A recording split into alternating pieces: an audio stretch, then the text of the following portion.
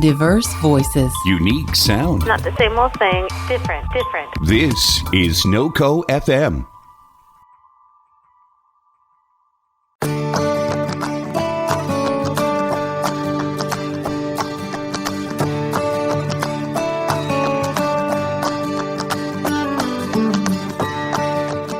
Hi, and welcome to Connecting a Better World, where we spend time meeting some of the most incredible human beings who make this world a better place. We will learn how each individual took their ideas, mission, and purpose to create and serve others in business and organizations that surround social good, social entrepreneurship, and social impact, and find out how we, together, can further connect others to help. I am your host, Dr. Natalie Phillips. Today, we will be talking with Lance Allred, the first deaf player in NBA history, international and online keynote speaker, TedX speaker, leadership consultant, visionary, motivator, and best-selling author.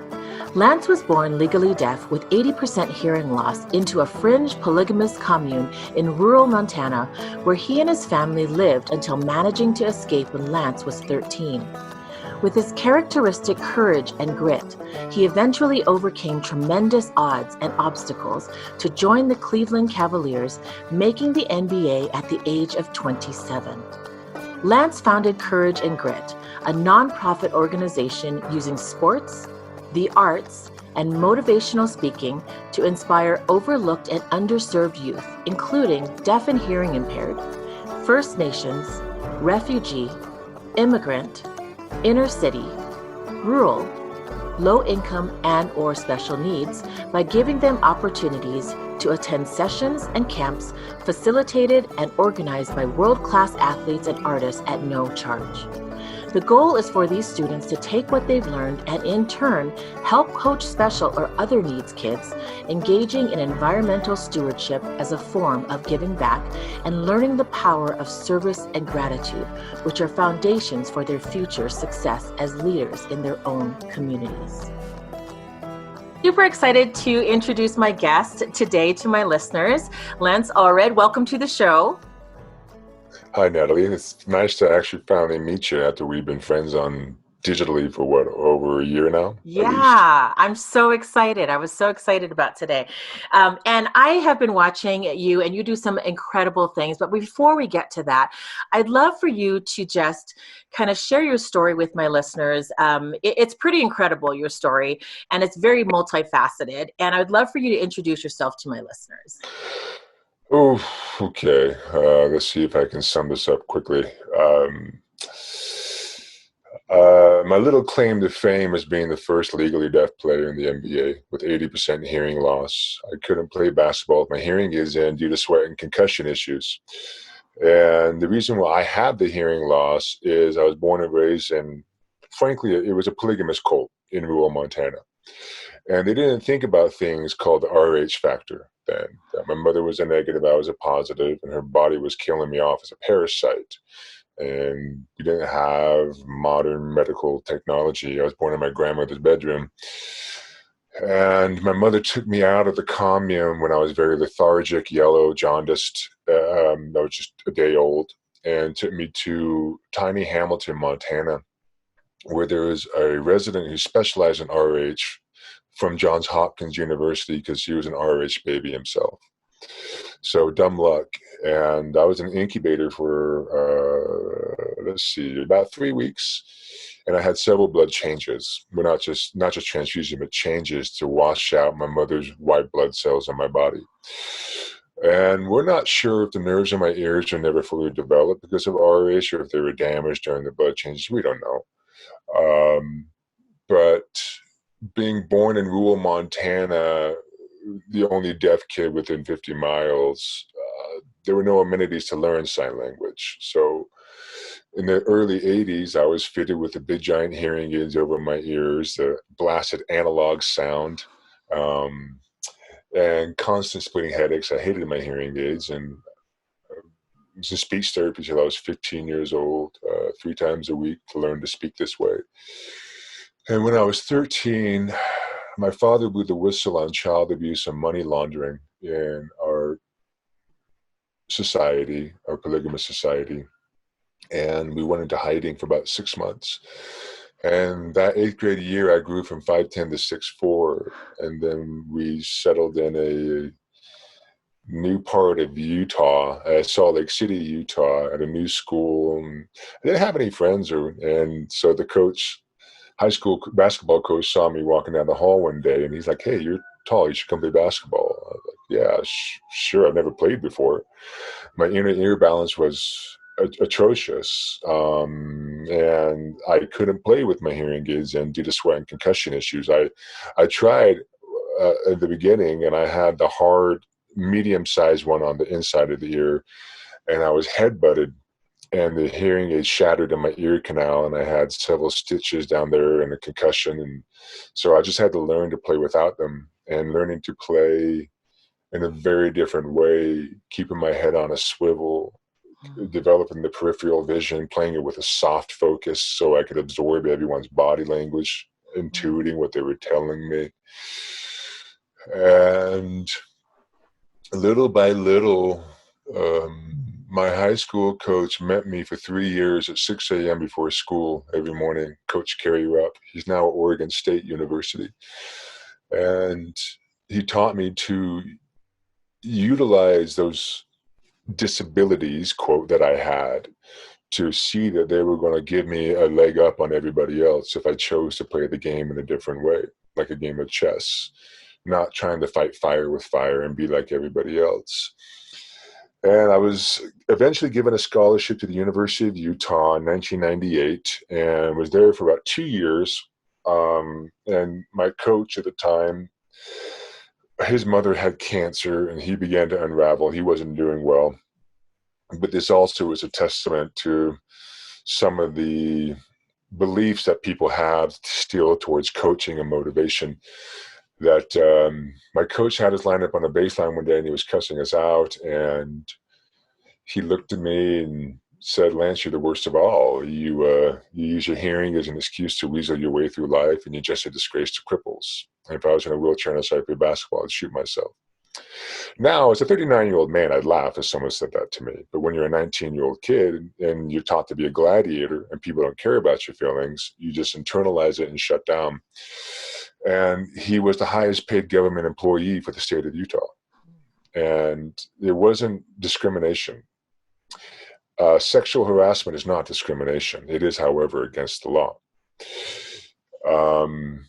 Bullying or belittling someone because of a disability is not discrimination, but is it against the law? In my time, it was not.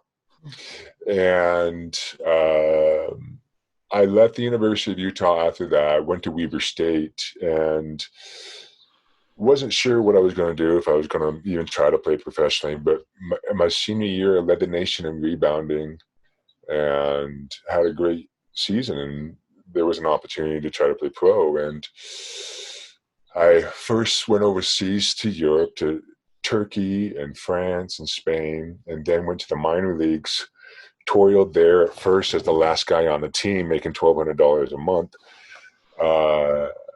not playing at all. But then within a week, starting center broke his leg, backup center got recalled to his NBA team, and by default, I became the starter. And my first game on the road as a starter, I gave him 30 points and 10 rebounds. And everyone's like, where did this white guy come from, right? And it was me choosing during those times, those weeks when I was not playing for like 6 straight weeks, that practice time was my game time. And choosing to, when we're in a fast break and my teammates don't need me, I'm still going to run with them. And when they make the layup, choosing to go one stride further underneath the hoop, touching the baseline and getting back, getting in that extra stride. And that's how I was going to be ready, because I believe in the laws of physics. For every action, there's an opposite and equal reaction. And I knew I would just needed one shot, and I would get one call, and I was going to be ready.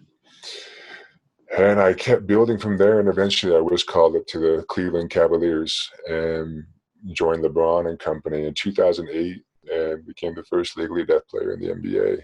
And something that people said could never be done. My first game in the 8th grade, I was ejected because the ref thought I was ignoring him. And people were already placing limitations on me then and there, and I just said, watch me.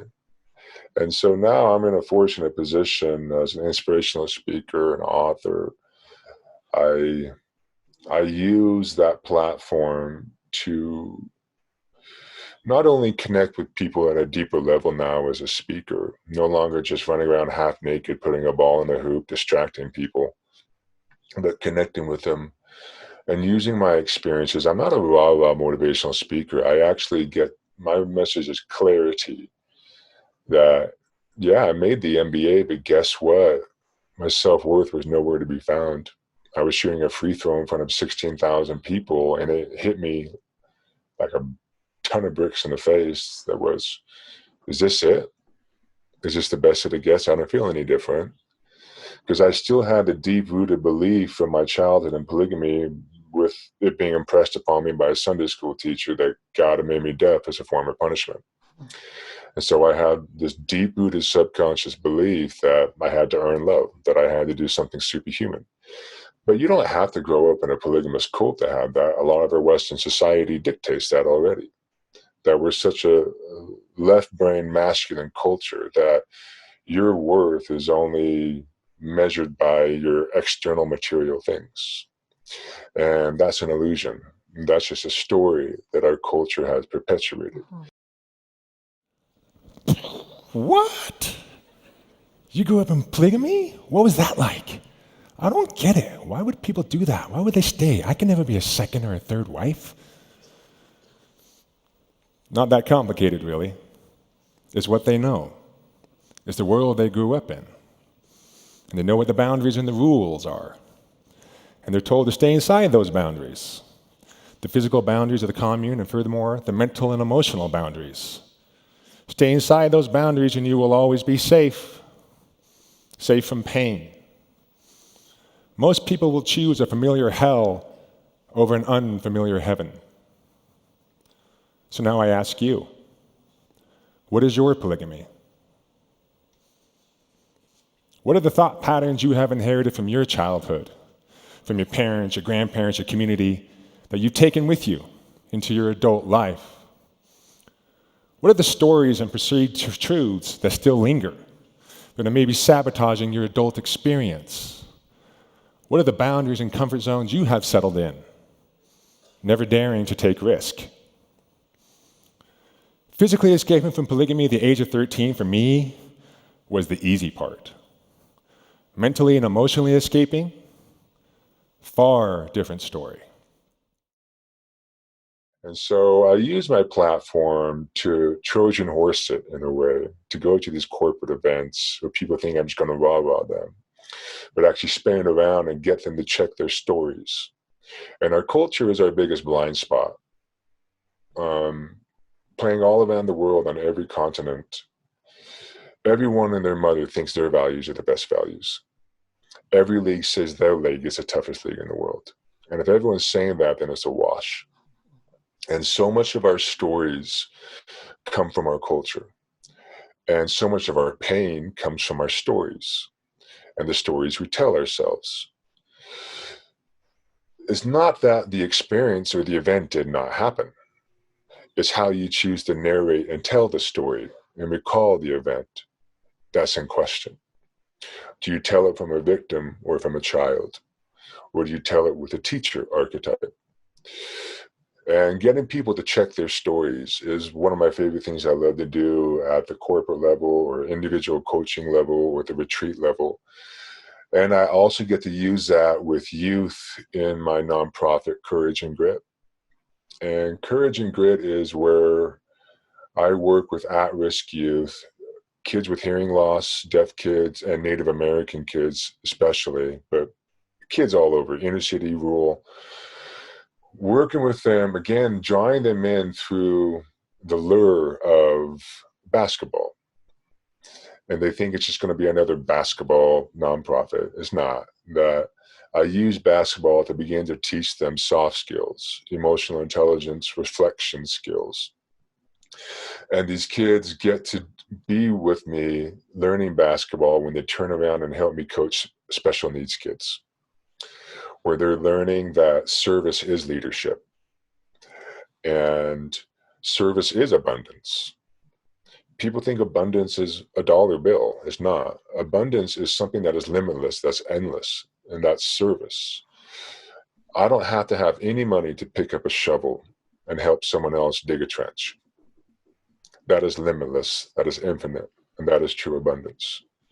And when you see the world through that lens, choosing to always be of service, you're wealthier than you could ever hope to be. That you're not ever in lack, you're never in want. When you know I can help anybody anytime, that's how much wealth I have to offer the world and the universe. And so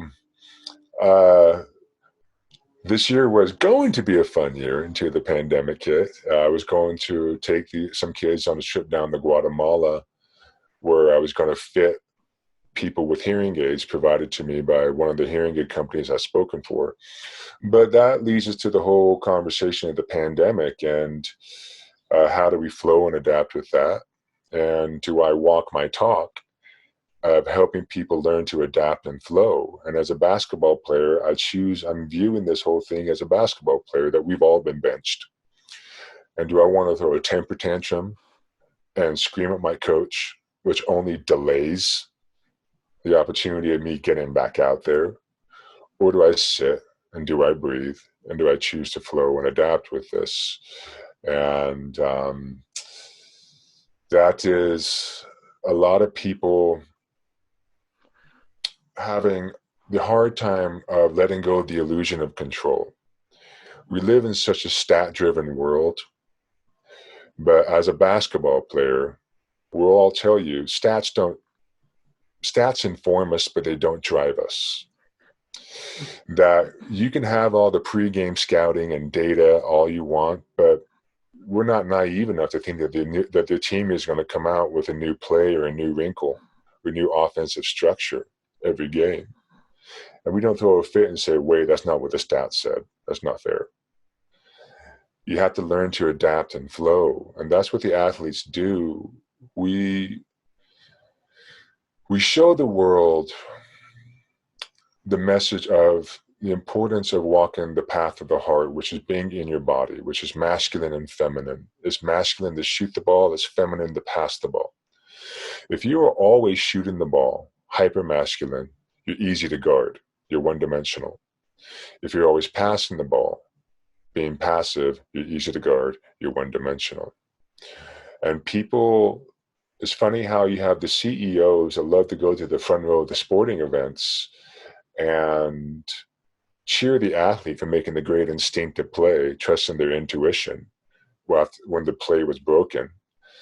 And then the next day, the CEO goes to work and they'll hamstring their employees and say, well, what did the stats say? Failing to learn the lesson that, again, stats don't drive us, but they do inform us. You still have to be able to go out and play ball and flow and adapt with life. And so this approach to the pandemic that I have right now, this is very much what I do with the youth in Courage and Grit and my coaching clients. Truly always tapping into the zone. The zone can be with us wherever we go. The zone is what the athlete calls, when they're on fire and they're just playing lights out. We're not in our head.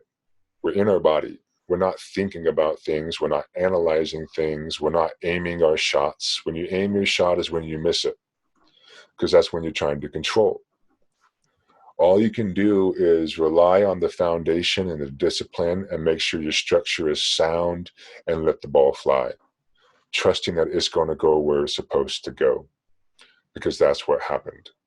Yeah. And you allow it and you accept it and you flow. And so a lot of that's the best way I can summarize who I am and what I do in 10 minutes, Natalie.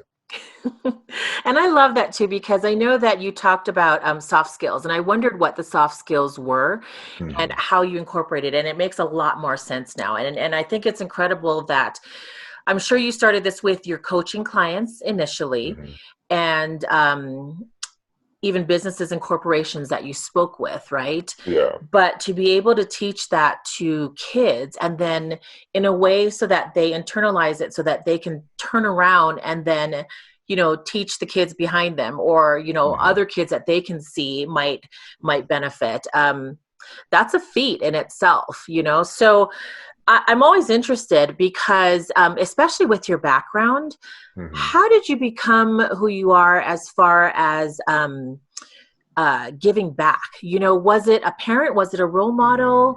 What gave you this urge to turn, or maybe how you lived your life to end up giving back? Yeah.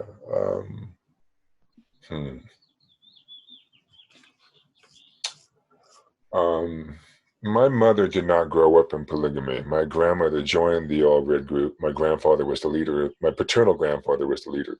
So my maternal grandmother joined later on, after she went through a pretty bad divorce with my maternal grandfather.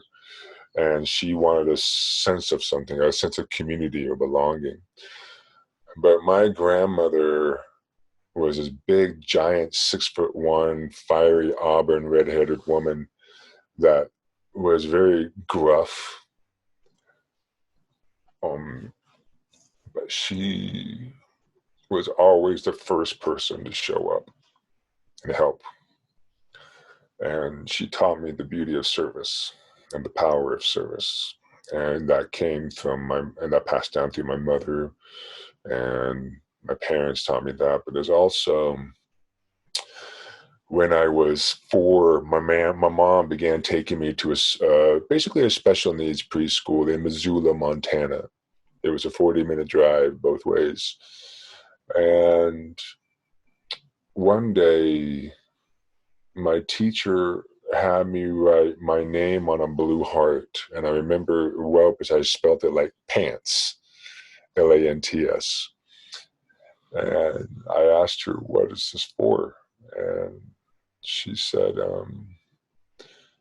we don't really know their name, but someone gave a lot of money so you could go here. Wow. I still don't know who that person was.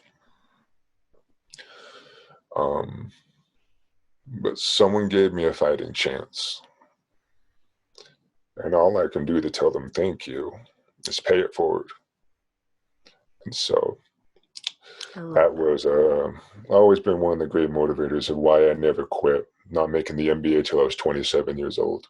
It's just 20, which is 7 years longer than the average rookie. Knowing that if I didn't give up, I would develop a platform to help many other marginalized voices. Yeah, and you're doing it too, and it's incredible to watch, and how you have to move and shift too with even this, like before the pandemic started. Even, I mean, you were out there, you were traveling, you were doing, the speaking gigs, and you share. I mean, for people who want to follow Lance, follow him, because he's the most true and real that you can watch, because he shares. It's not all, glory and glamour. It is the travel life of a speaker, but the motivation behind what you're doing is absolutely incredible. And I know you also have a son too that is watching every step that you're making. And whether you're home or whether you're not, I fought this for many years as well, that I'm constantly doing something, and I feel like I'm not the mom that sits down and does things, with the kids. But I do in my own way.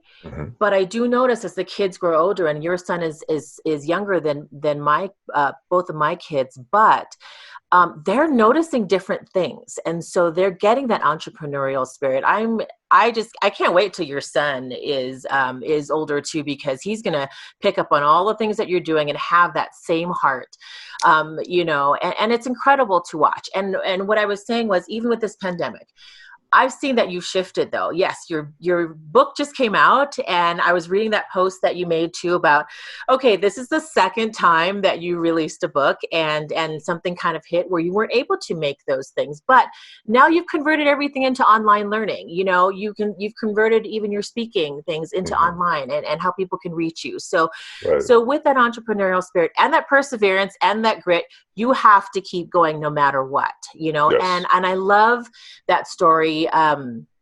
It gave me chills of that anonymous donor too, because it makes sense of why your life is how it is. you're going to do everything possible to just continue that on. And that's so special. Yeah. And you might not ever know, who that is, but holy cow, what a gift that you received. That's amazing. It is. And our kids are sharp. A lot of times we think our kids are just these brain stems walking around, but they're not. They're absorbing so much. And the beauty of it, though, is, well, I transitioned out of basketball because I was going through a divorce. I didn't want to be away from my son. And he was only 15 months old at the time, 5 years ago. And he became a beautiful mirror for me. And me teaching him to take a breath, calm down, and express his feelings gave myself permission to do the same. And yeah, he's going to learn from me, but I'm already learning from him. We're just a beautiful set of mirrors for each other. Yeah. And yes, I'm excited to see how he pivots on what I'm doing to make his own little stamp on the world. Yeah. Yeah. And I was thinking about the alpha male and thinking if that started, because of the lessons that you're learning from your son and what you're teaching your son as well, just with your new book. Yeah. Yeah, really. The new alpha male, How to Win the Game When the Rules Are Changing. Don't be deceived. It's a book for women and men. Mm-hmm. Yes, a lot of the anecdotal things are geared towards men who, like me, grew up in the Cold War era, where the most trophies, the most nuclear weapons, the most brass belt buckles, what makes you a man. And helping men develop new coping skills to move out of that narrative, that story, but also helping women understand where the men, that world they're coming from, so they can meet with compassion. Because rightfully so, and it's exciting to see women moving into new positions, being able to be much more diversified and dynamic as they rightfully are. And with that, we have a lot of pushback from women too, saying men they're being dinosaurs, they're being stubborn and whatnot. There isn't a lot of compassion. That instead of it's like, oh, well, now you know what it feels like to be worried about losing your job. That they say to a man who's worried about, hey, my job's being outsourced, There's not a lot of compassion is going around. But compassion is what brings about systemic change. Reaction has never brought about systemic change in this world. Gandhi, Mandela, Martin Luther King, they brought change into the world through compassion and response, never reaction. And right now we live in a hyper-polarized reactionary culture with cable news 24/7 creating the illusion in people's head that we have to choose a side, a tribe, to belong. And that's just a story. Getting people to understand that those who have been most wronged in this world, abused, betrayed, beaten, wounded, they have the great duty of being this one to be bravest, to stop just short of an eye for an eye and give compassion into the world. Is it fair at the, fair at the statistical, what's fair is number sense? No. But it is fair that they learn the true meaning of grace and compassion. So they're coming out ahead. And that's what this world needs at this time. And so my 7 principles of perseverance, yes, they're the spine of the book and they're for everybody. But the real great intention of it is to get the world to come together through the game of basketball that I use to help us all become better ball players with life and move about with compassion, as open-hearted, which is how we all tap into the zone and just dance with life instead of trying to control it. I love that. So let's talk about courage and grit. And when did you start everything? Well, when did everything start coming together for that? Courage and Grit was formed 2 years ago, but it wasn't until fall of 2019 that many other things that I was working on getting aligned finally came into alignment, that I really could start getting the message of courage and grit out there and start raising funds, getting donations for hearing aids, for me to go and work with kids to provide them food, clothes, equipment, but then also have hearing aids to fit people with in the community. That actually didn't really start appearing until the fall of 2019. Mm-hmm. So it was an idea I had in my head for about 3 years. Kind of sat with it because we can only be so many places at one time. And when you're growing just the speaking career, it's like, all right, I can't stretch myself here. I have to be logical about it. And so, yeah, fall of 2019 is when it really all started to come together. Okay. And then it looks like you started holding sessions in about January 2020. Hmm. And they looked incredible. It looked like there were a few out in California and Nevada. Yes, there were. My very first event actually was up in British Columbia in the fall of 2019 Oh.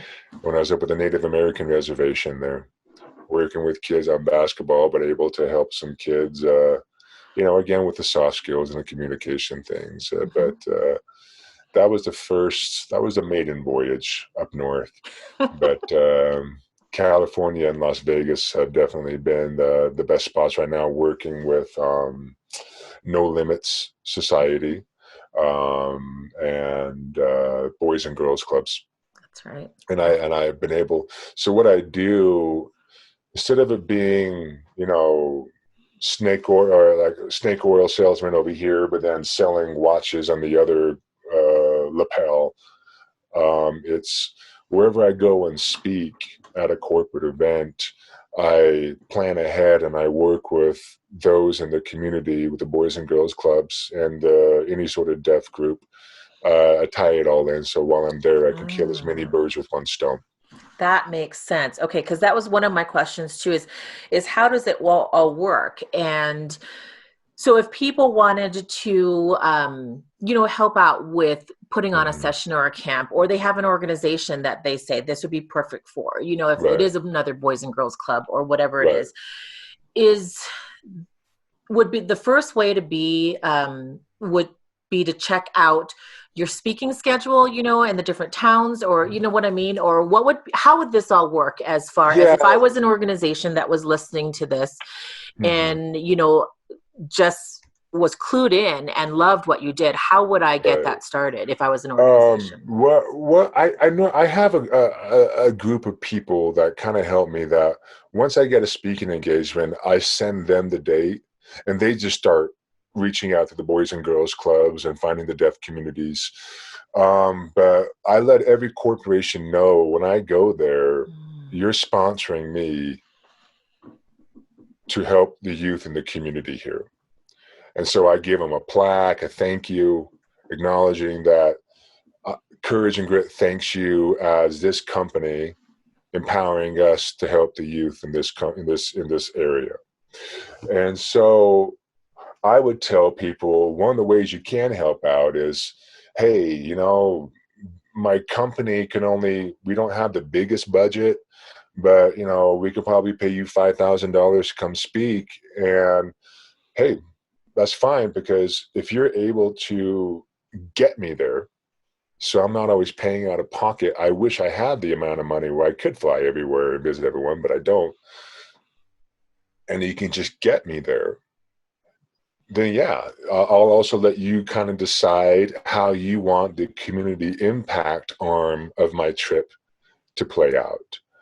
And if you're someone right now who is working in a nonprofit or a Boys and Girls Club, and you want me to come work with your youth, you'd be surprised how many businesses in your community, if you went and told them, hey, we can get Lance Allred to come not only speak for you, but he'll come and work with our youth. Two birds, one stone. And he's not going to charge us double or extra. He's just going to charge us a simple flat fee to get him out there. Everyone's going to kind of win with this.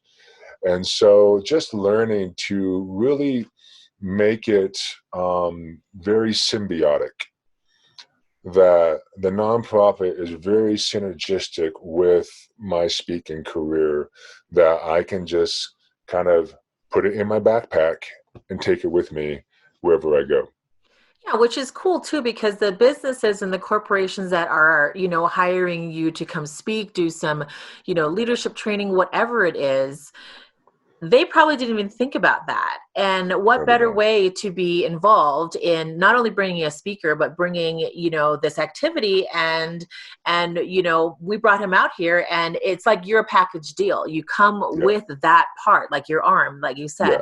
So, that's just adding another positive for businesses to hire you to come out and speak and do things like that. Yeah, and I tell them, hey, yeah, you're paying me this fee, but I'm giving you far more in PR value. Mm-hmm. Absolutely. That is smart. So a lot of people really jump on that, and they're figuring it out. But sadly, some corporations don't care. I know. It's so funny. I always think that, why wouldn't you care? You know what I mean? Yeah. It's just, I don't know what it is. Or I see a lot of different posts, and I see a lot of different things, people helping people, especially during this time, which is great. I've done so many different, shows with small businesses, and just getting it out there for people, just giving opportunities for people to help give back. Right. And I'm like, what? Like, there's a lot of people that aren't interested. And it's funny because when you have this heart to serve, that's all you think about. So you always find different avenues to get other people involved, to give them the opportunities. And it's fine. Some people just aren't, as interested, which is totally fine. Okay. Yeah, totally fine. But it is funny. I always kind of sit back and laugh. But okay, so, with your sessions and your camps with Courage and Grit, and I know that it's very early on, seeing that you've had maybe, 3 different ones. But I'm really curious, because you do have to, I was reading through the website, and it's a great website for people to check out, and we're going to have it in the show notes. But there's nominations, and it's very clear. And I love this part of it, that you want kids and you want people to be involved that are going to be motivated, right? And so there's sort of this vetting or recommendation process that it looks like for these underserved kids that might not have this opportunity otherwise. Yeah. So when you're running these camps, are you finding out that even through the recommendation process, that these kids are more motivated? And do you find these shining stars that you're working with? Oh, yeah. And I tell people, I'm not looking for the 4.0 students. And I'm saying this kindly. 4.0 students usually mean that they'll be good employees for a corporation. I want the kids who think outside the box. I want the kids who see the world in a different way and are stubborn or incorrigible enough, with quotes, to ask questions that people don't want asked. I want the kids who are able to see the world in a different lens, because, as you know, that's an entrepreneurial edge. So I'm trying to find kids that are being marginalized, that have an entrepreneurial grit to them, where I can teach them to be self-serving, self-reliant, self-sustaining, that will then empower them to truly be leaders of service. And because, yes, when you go work for a corporation, you're kind of put into a spot, and you only have so much control over what is this corporation going to do to give back. But if I can raise these kids that are being overlooked, that aren't being found, and give them some emotional intelligence skills, soft skills, communication skills, and the stamina to go through a lot of ups and downs and bumps and bruises that it takes to be an entrepreneur, that they will come out finding themselves in the position to truly be empowered to give back to others. Yeah. So those are the kind of kids that I'm looking for. And so the vetting process is, yeah, you have to have a letter of recommendation from a teacher or a religious figure or whoever, some sort of figure in your community that has a voice that sees you and acknowledges you. And because I don't need to be babysitting kids. It's not my job to motivate them. And that people, that's the big misnomer that corporations have. I need you to motivate my team. I'm like, I can't do that. That's you're asking for the impossible. But if you want your employees to be motivated, I tell them, let them have some equity in the game, meaning some emotional equity, because all these corporations say these are our 3 corporate principles, and we need everyone to get in line. I'm like, well, did you ask your employees what principles or values they want? If you do that, now they'll have emotional skin in the game. And that's my little tangent there, where people are trying to get me to motivate others. But as far as the kids go, it's like, yeah, I want the kids who already have that chip on their shoulder, that wild Mustang, that stallion that people have given up on, thinking they're just ODD, when really I just say, no, they just need you to stop trying to fit them into a square hole when they're a round peg. Yeah. Yeah. And that's awesome, because even as a kid, like, do you remember when you were a kid too? There weren't even those types of people that were helping us think that way. I feel, and it's like, there's such a different way of life now, raising our own kids, that the way that you're trying to find these kids are, it's giving them a chance to think for themselves. Early on, where, as I sit here and I think, and I listen to you talk about that, I just think of my childhood and think, wow, okay, I attended camps, but like, yeah, it really was. It's because you stick your kid in a camp because it's something to do, and it gets them off their phones or whatever it is. And I also noticed that your camps are, they're not huge, but it makes for an intimate environment so that you can have these conversations with these kids. Absolutely. I think you limit it, you said, to about 20-ish or so, right? Yeah, about 20-ish, because again, this is what I tell other nonprofits, Boys and Girls Club, United Way. I'm not here to take money from you. I'm simply an add-on, a Lego piece that you can fit onto your nonprofit, that you give me some of your kids and I'll make everyone look good. I'm here just to compliment you. That's it. Because as you know, in the nonprofit world, there is a strain of scarcity that goes around. That everyone thinks they're competing for the same dollar. I'm not competing for your money. And so just letting people know that I'm coming to compliment you and amplify you, that allows me to kind of be not a chameleon, because I'm still very transparent in what I'm doing, but being able to go through all these different organizations and partner with so many people. And so I tell them, hey, you're a Boys and Girls Club, you got 200, but I need your 20. I need your 20 that have that edge to them, that just need a little more focus, concerted mentorship to help them really fine-tune it and get it precise, all that angst that they have, and let's channel it into a drive that takes them places. Yeah. And I bet you those organizations know, who these kids are already. Yeah, for They sure. already do, for sure. Yeah. And I think it's smart to work with organizations because it's something that's already going on. It's not like you're coming in and you're trying to find the kids from wherever, Yes. It is, you're going through an organization, which again, that's kind of safe because, the people that you work, it's quicker to set up, I should say. Absolutely. Saves so much time. Yeah, I'm not absolutely. out there trying to reinvent the wheel. It's just saving time, building on the shoulders of giants, basically, is all I'm doing.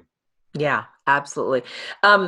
Okay, so you teach about accountability, community, confidence, discipline, gratitude, leadership, perseverance, perspective, and courage. So is there any character trait that you see kids of this age struggle with learning and overcoming, or one that's maybe easy for them or quick for them to understand? So whether they struggle or something that's quick, because these Um, terms are big, and the kids that you're working with, I mean, like I said, back in the day when I was a kid, I'm like, you talk to me about that kind of stuff, and I'm like, I don't know what I don't know if I would have had the mental capacity to be able to do that. So do they struggle? Do they get it through the, sports? yes and no. And the big one I tell people is perseverance, Mhm. because kids have grown up in the digital age of social media and video games that teach them instant gratification, that teach them, oh, I've been playing this video game for 2 hours. I'm a total master at it now. And they think success should be quick. And social media says, oh, yeah, I mean, I can buy my likes, I can buy my followers and be an instant success and influencer, all those illusions. And so a lot of kids are operating with this false inner narrative that says, oh, I failed at something. It means I suck. It means I'm not good enough to be successful at it. And I get to go in there and say, no. Again, I didn't make the NBA until I was 27, 7 years longer than my peers, but choosing to get up and keep playing on every time I got knocked down. So teaching them that perseverance, you can define perseverance so many ways, but the way I like to define it is stubbornness is the inability to adapt. Perseverance is the ability to adapt. You have a lot of people digging in their heels, trying to make it be one way, and it has to look this way. And that is how you become extinct. That's how you become irrelevant. But perseverance is the ability to adapt and flow and pivot with life while keeping your eye on the long-term goal. Understanding you're probably not going to get there the way you thought you're going to get there. And it's not going to look like the way you thought it was going to look like. Mm-hmm. But as a basketball player, as the refs start calling the game differently in the third quarter than they were in the first quarter, I could throw a temper tantrum and say, that's not fair. It needs to go back to the way it was. Mm-hmm. And I'll lose the game. Or I could say, all right, the game has changed. I have to get in my body in the moment and be ready to pivot and adapt with it, with life. And so I would say the biggest one that I have to offer to kids through all those soft skills and characteristics and attributes you just went through, perseverance is the one that I really have to hammer home with them and I work with them on. And I love all the basketball analogies because I feel like that helps them understand it, whether they are a basketball player or not. Right. Being able to explain it in those types of terms where they can imagine it and see it happening in their head while you're talking. Right. And it's not only for kids. I can see it like while you were saying that, I was like, oh yeah, and then you're reaching the adults as well. The Oh people yeah, that you're working never underestimate the power of a sports metaphor. with. Mm-hmm. And so being able to go to the corporate level and get people to do some new rewiring of logic in their brain. Because again, we've been so decapitated from our bodies in this stat-driven world that we think our brain has all the answers. But the head is logic, the heart is intuition, the gut is instinct. You have to have all three. And the athlete uses all three. We use the brain to quickly recall experience and a memory of what happened after we tried that. No, it doesn't work. But if you're always in your brain, you're overanalyzing, you're a step behind, and you're going to lose the game. It's a balance of being in your heart and your gut, trusting your intuition and the instinct of muscle memory, and the brain of filtering experiences to help it get to your body. And so many people have gotten trapped in the brain and they can't get out of their brain. And so using the game of basketball to give people permission to get into their body and start trusting their intuition more, whether it's teenagers or adults. It's fascinating to see that it goes to all ages. Yeah, absolutely. Okay, and I'm sitting here thinking, okay, how did you learn all this too? Was it time on the road when you were traveling? Was it, are you just a pensive person where you sit and think a lot about a lot of things? How did you make all this relation to sports, to analogies, to, Yeah. Um, anything, to make it come out to deliver your message, how you deliver your message? Great question. When your grandfather is a polygamist cult leader who has the gift of gab, able to get 7,000 people to give him all his money and 7 women to marry him, he obviously had game, right? So obviously some of it's inherited, the ability to articulate thought. That comes from my father as well, who was groomed to be the heir of the group before we left. But with the hearing loss, I've always been very introverted. I just watch people and living in between worlds, not fully signing, not fully of the hearing world. There were no amenities to learn sign language. And it's funny, I have this really hot, cold relationship with the signing community because they're like, oh, Lance Allred, he's a great hero for the deaf community, but too bad he's speaking. Like, is he embarrassed to be deaf? And it's like, well, first off, were you born and raised in a polygamous cult? No. Number two, let's be real. Let's be 100% honest. If I had been given the comfort zone of sign language, to stay inside my comfort zone and not have to deal with bullying and adversity for my speech and my hearing, I would not have developed the stamina and the wherewithal to persevere like I did. The just the threshold of discomfort that allowed me to travel the world as a deaf kid, speaking broken English with people all over the world on the way towards a dream. If I had been able to rely completely on sign language, I would not have gone and done it. And nor would the world have stopped and held my hand and make sure my feelings were safe and brought in a translator wherever I went. That would not have happened. So you can't have it both ways, is what I tell the signing community. And so with that, living in between worlds, I've always been an observer of humans and culture. I'm fascinated with humans and what makes us tick. I just watch them, seeing the patterns we operate in when we're just mindlessly, subconsciously going about the world. And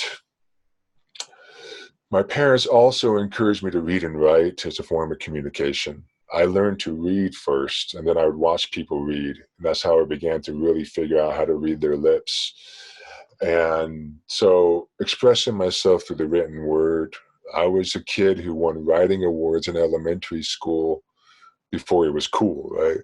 Again, I didn't play basketball then. And so when I started playing basketball, I was just a writer who happened to play basketball. I wasn't a basketball player who also happened to be a writer. It was the former. And so introspection and reflection has always been my process of how I love when everyone goes to sleep, take my hearing aids out at night and just have some quiet time and not have to be processing, reading people's lips, taking the IOUs, the vowel shifts, and piecing it together in the context of a conversation. Okay, they probably asked me this or maybe this, but no, it's the third question. So they're probably asking me, where did I play college ball? Just always working through the patterns. It's tiring. And so I like being able to take my hearing aids out at night and just decompress and reflect.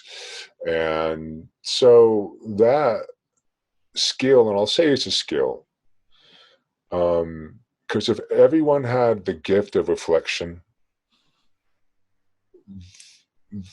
they would use it. But as you learn it, as you develop it, you realize that most of the world does not have the skill of self-reflection. And so being able to take all those life experiences that I first thought was an inconvenience or, whatever words you want to use, that, oh, I have hearing loss, I can't speak well, it all sucks. But seeing how all of it prepared me, and my sixth grade teacher, Mrs. Aston, now Miss Ogden, but Mrs. Aston at the time. She sat me down one day, and this is long before Malcolm Gladwell's Outliers ever came out. And she said, Lance, we were having a rough time that year together. We just were not meshing well. And she finally sat me down, and she sent everyone out to recess, and she made me stay back. And she said, Lance, I'm beginning to see that with your hearing loss, your brain has had to learn to see the world in a different way just to survive. And people are going to call you arrogant. They're going to call you stubborn, and promise me you will never conform. So that goes back to the entrepreneurial spirit too, that she gave me permission to be. And so all those, again, quote, disabilities that life gave me allowed me to sharpen them and fine-tune them and equip them or alchemize them in a different way that allows me to see the world and operate in the world and show the world how to live in a very different way. And share it too, because that's another skill is the ability to not just self-reflect and come up with your thoughts, but be able to share it in a way that people can tune in and also benefit. So it seems like you were blessed with so many wonderful people that were angels almost, in your life that helped shape you to who you are. Do you have any projects or stories that maybe you've experienced that touch your heart just by giving back, whether it's with courage and grit or just by you giving back as a person, that help you continue to either create or, even bring in your son to learn how to give back? What keeps you going to want to give back? I'm going to cheat a little bit, and I'll tell you a story of when I was 17 years old that taught me the power of giving. It was Christmas Eve, my junior year in high school, and I was buying presents at the last minute like any teenage boy does. And I was getting into my car, and I saw this very old man with a cane trying to carry groceries to a bus stop in the snow, and his bag broke. And I went over to him and I helped him, and I asked if I could give him a ride home. And he said, okay. His name was Mr. Harris, I believe. Was it Harris? Yeah. And I gave him a ride home, and he shared with me that he had been a widow now for like 17 years. He was almost 90. And he shared with me some fun stories for about the 15-minute drive. And I was able to get him home, took his groceries in for him. And then after a few days after Christmas, I thought, I'll go check on him, bring him some food, see if he's okay. And I got there, and his son opened the door, and I asked if he's your dad home, I would have something for him. And he says, my father passed away on Christmas Day. Oh. So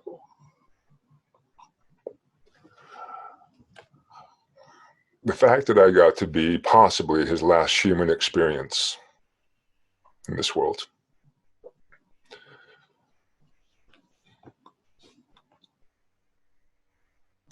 just by stopping and seeing the world and watching it and saying, okay, service is abundance. I can serve at any time. That's limitless. And this is abundance. And I can give 15 minutes out of my time to help someone who obviously needs it. And just the gratitude I felt in my heart that I could help him leave the world with some grace and some dignity.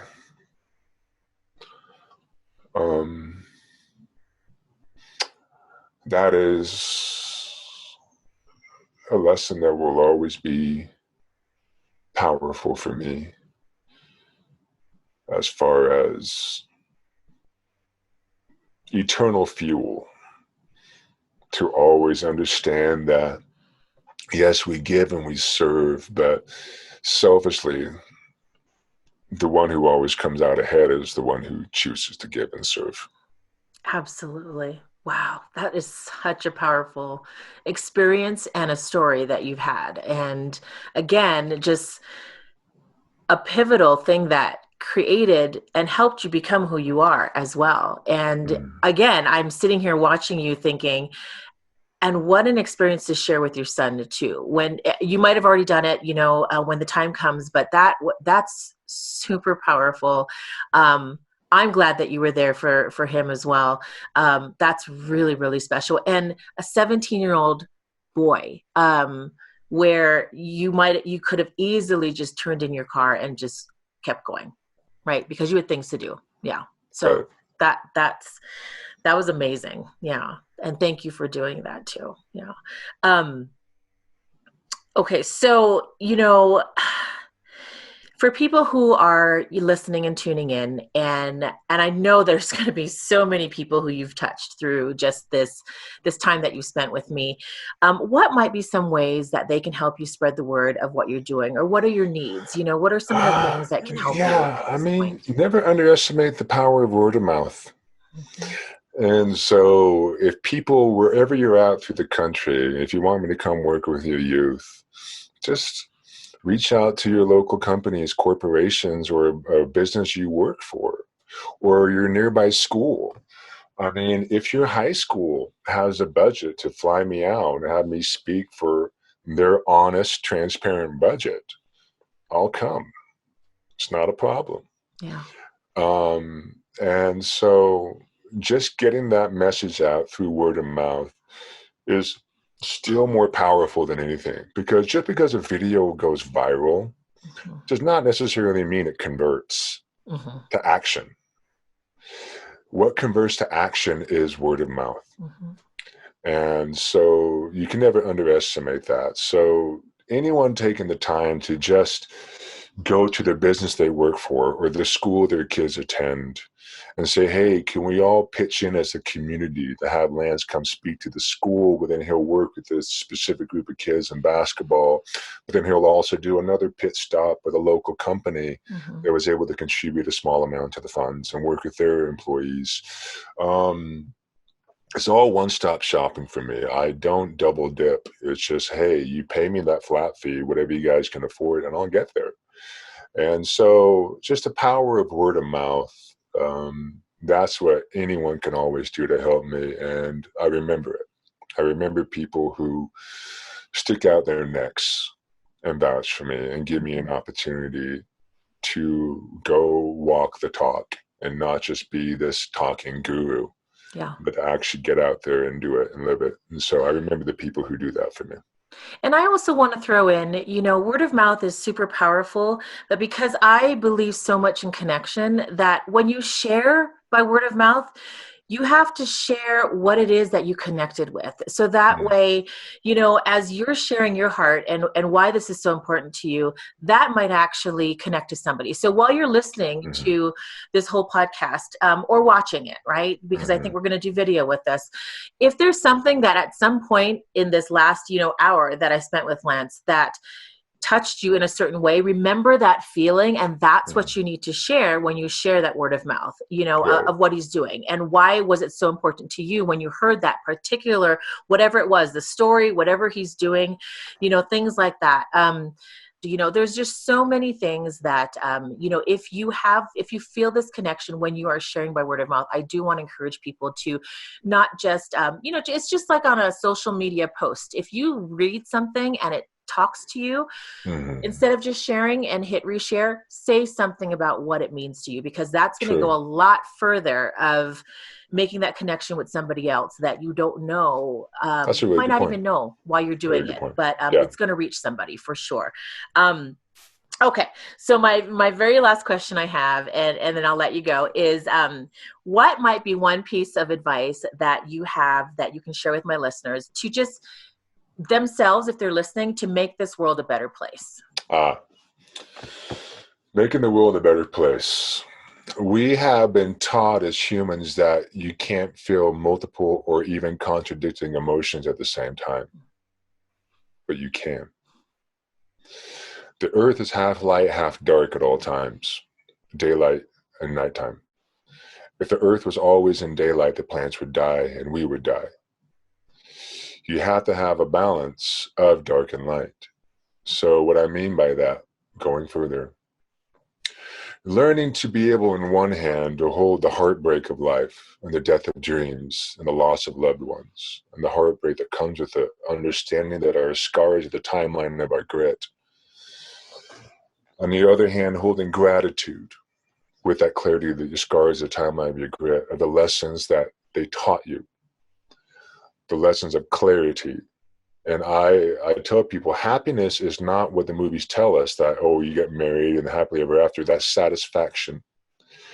Happiness is clarity, that through the death of dreams and the illusions that fall around you as you continue to move through life, you see all the stories begin to fade away and you're left with clarity.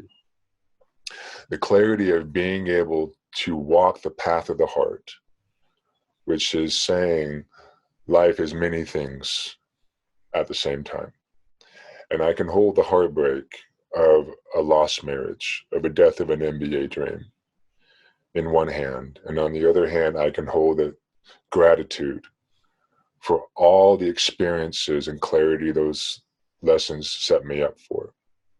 And I can hold them both in my heart at the same time. And that is walking in a heart-centered way in life. No longer living in the extreme polarities where we feel we have to shame our feelings, shame our emotions, and then we lash out in reaction. But learning to be present in your heart, able to hold the balance of both, dark and light. That's walking the path of the heart. And that's how you walk in beauty. As many of my indigenous friends would share with me. And so learning to walk open-hearted is more of what this world needs. And I hope everyone understands that is brave. Anyone can puff their chest and be bravado. That's not hard to do. So is it alpha? No. Alpha is being able to do something brave that is against the grain, that makes people uncomfortable enough to make them stop and say, what the hell are they doing? By walking so open-hearted that it's blinding me. They're playing on a different game board now. And so choosing to leave this game board of extreme polarity, moving into another game board of open-heartedness and clarity, that's what this world is needing at this time.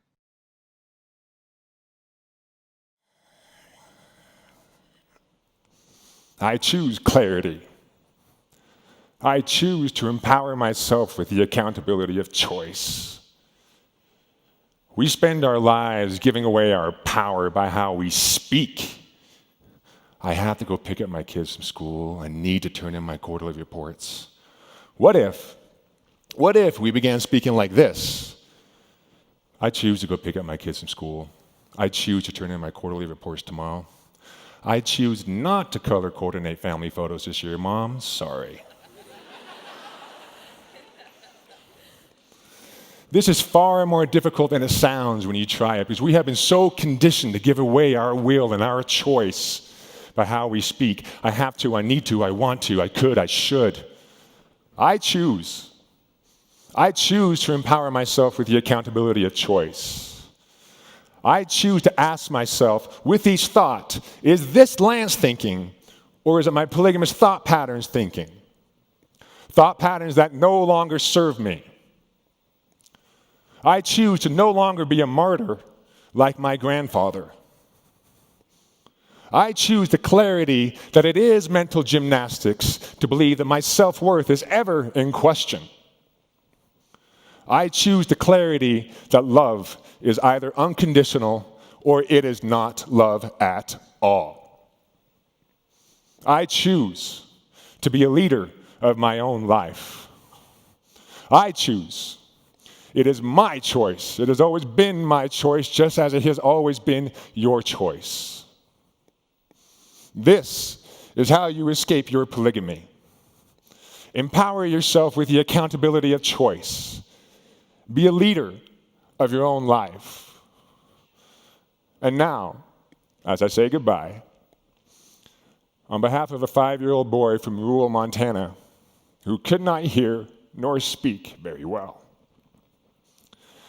who spent thousands of hours in speech therapy, practicing and practicing, with the hope that one day he might, just might, become one of the greatest communicators in the world.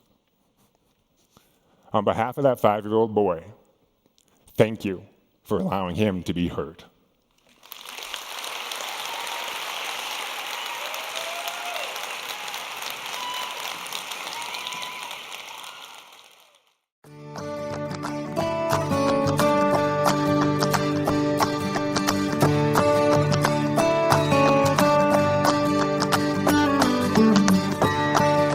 Thank you so much for tuning in to Connecting a Better World, and thank you, NOCO FM, for supporting this show.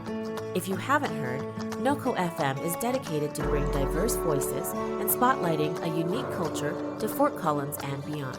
For more information, please visit www.noco.fm.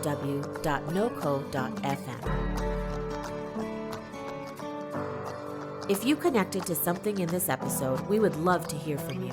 Our contact info will be listed in the show notes, as well as you can reach us on our social media channels.